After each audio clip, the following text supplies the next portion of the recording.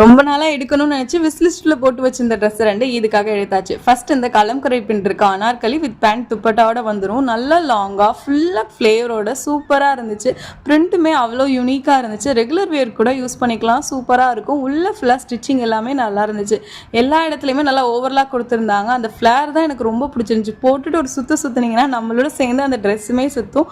Pant வந்து இடுப்பு கிட்ட நல்லா இலாஸ்டிக் கொடுத்துருந்தாங்க. நல்லா லாங்காக இருந்துச்சு. பேண்ட்டுமே உள்ள ஃபுல்லாக ஓவர்லாக். அதோட ஃபேப்ரிக் ரேயானில் இருந்துச்சு. ரொம்ப கம்ஃபர்டபுளாக இருந்துச்சு. துப்பட்டா பற்றி சொல்லவே வேணாம். நல்லா லாங்கான துப்பட்டா. ஃபுல்லாக ட்ரெஸ் வந்து நம்மளை கவர் பண்ணுற மாதிரி இருந்துச்சு. செகண்ட் ட்ரெஸ் நல்லா ராயல் ப்ளூ கலரில் சாஃப்ட் ஜார்ஜெட்டில் பார்க்கவே அவ்வளோ அட்ராக்டிவாக இருந்துச்சு. இது கூட ஒரு துப்பட்டா வந்துருந்துச்சு. பேண்ட் கிடையாது. இது கலர்ஃபுல்லாக இருந்துச்சு. எல் சைஸ் போடுறேன்னா எக்ஸலே போட்டேன். பட் ரிட்டர்ன் பண்ண பணம் இல்லாதனால அப்படியே வச்சுட்டேன். இதோட நெக் பேட்டர்ன்லாம் எனக்கு ரொம்பவே பிடிச்சிருந்துச்சு.